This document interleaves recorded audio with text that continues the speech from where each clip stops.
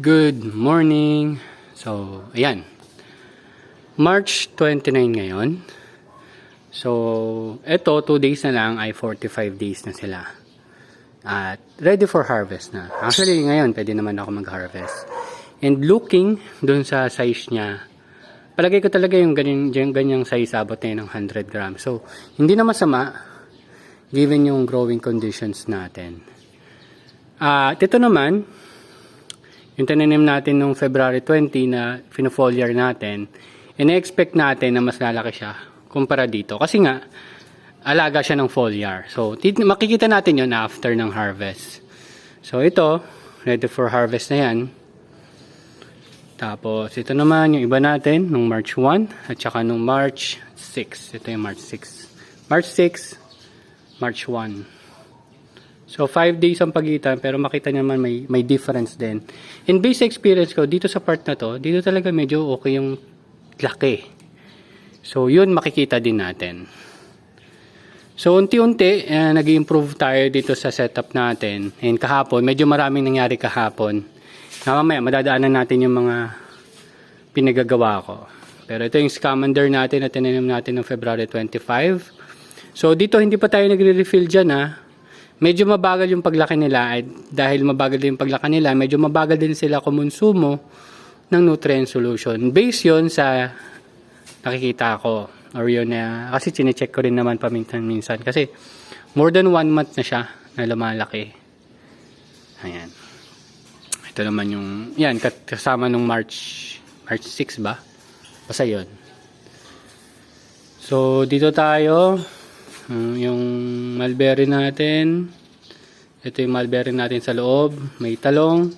May talong. Ay, nagbuka na yung bulaklak ng talong. Sana magtuloy. So, medyo happy. So, ito yung mga seedlings natin. So, may nandun pa rin yung dalawang na deads. And, ito naman, dahil hindi ko pinasok, yung iba talaga yan, kinalbo na. Kinalbo na ng ibon. So, baka yan, ayusin ko lang kasi nag-aayos pa rin tayo dito. So, ito yung mga nangyari dito kahapon. So, yung una kong ginawa sana, itong block na to, itong plywood na may butas. Nilagyan ko ng support na ganito, plastic lang.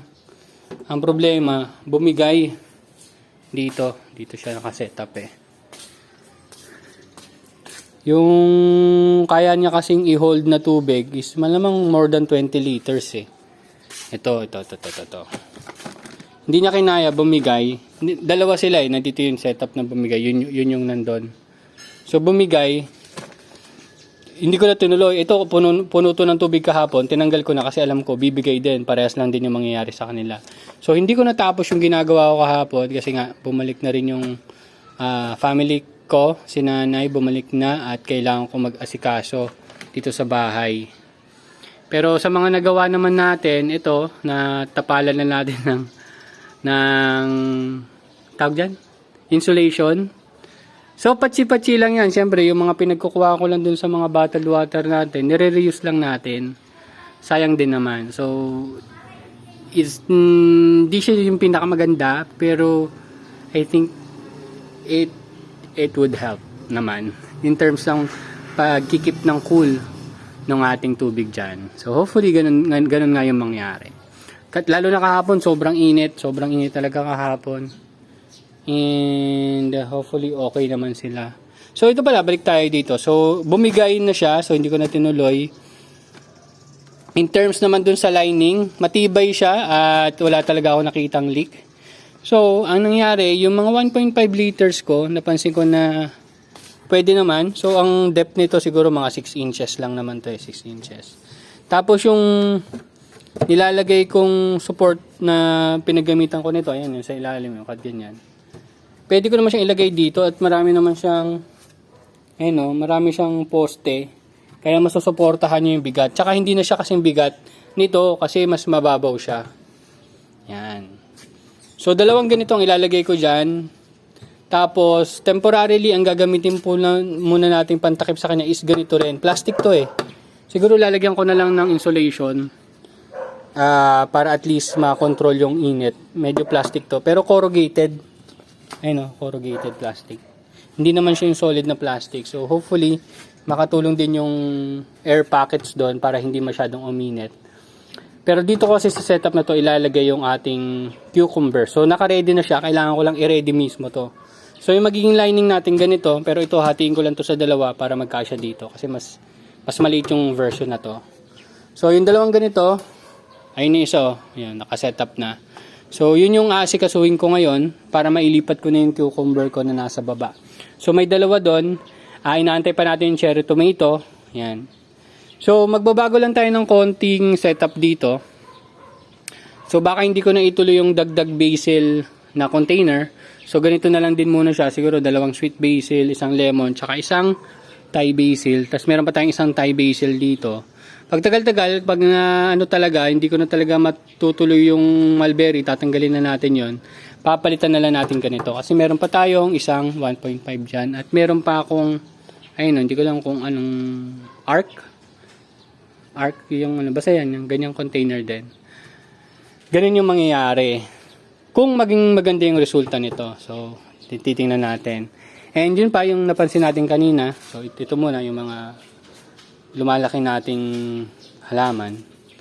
At ito ay isip ko, ibig sabihin nakakapasok pa rin yung ibon. Anyway, at least nabawasan siguro. Ito, yung flower ng talong. So, this is the first time na yung flower ng talong natin ay bumuka. At hopefully ay maglabas ng bunga. Ayan, kung mapansin nyo, ito pa meron pang bulaklak dito. So, yun, may bulaklak pa doon. It's so very nice. So very nice talaga.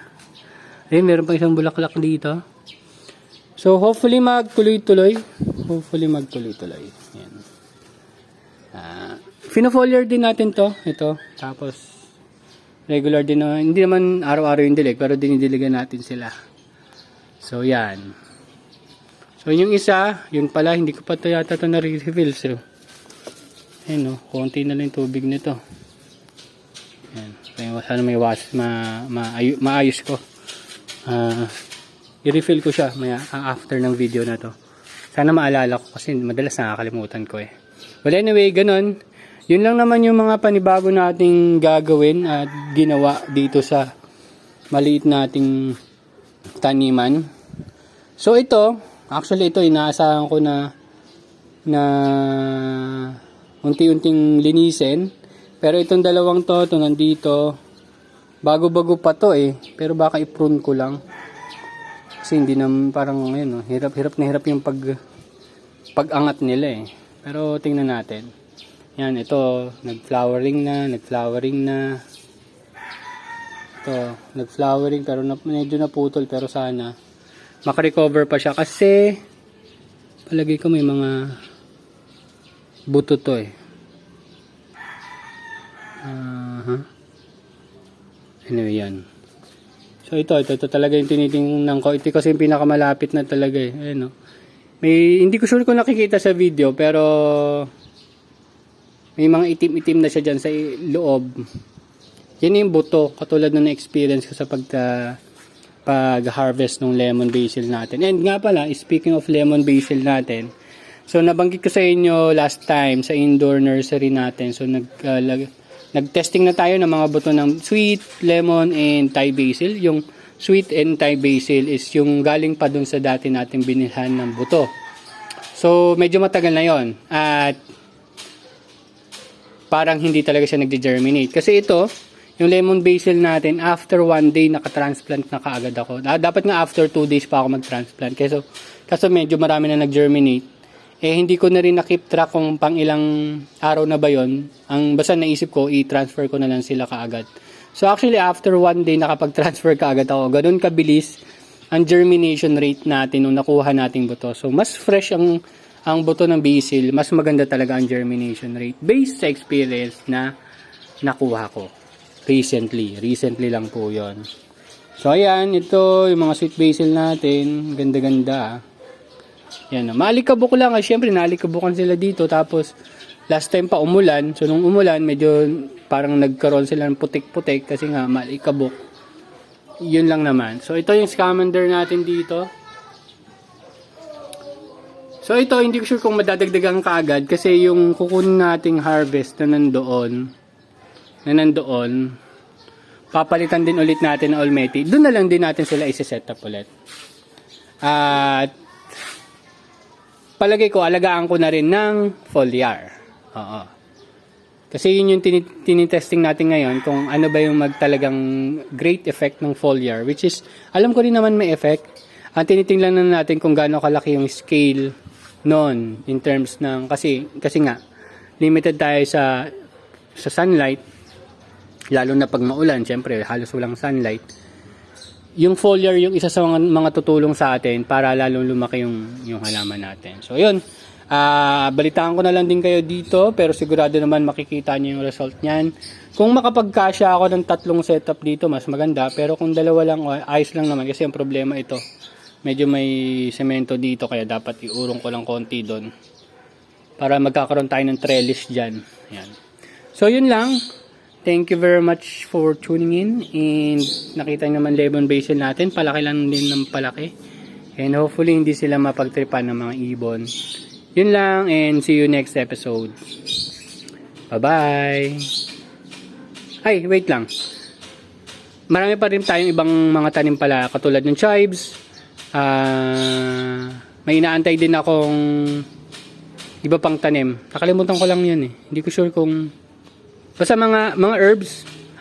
Mint yan, nag-ano rin ako, magtatry ulit tayo ng mint. Tas iba pa na mostly perennial herbs, kasi pag perennial herbs matagal talaga yung buhay, harvest ka lang ng harvest, and tingnan natin kung masarap sila, kasi ito okay naman sila. Siguro sa panlasa ko lang, pero baka iba nasasarapan din naman ako mostly dito sa sweet basil. Anyway, yun lang, and see you next episode. Bye bye.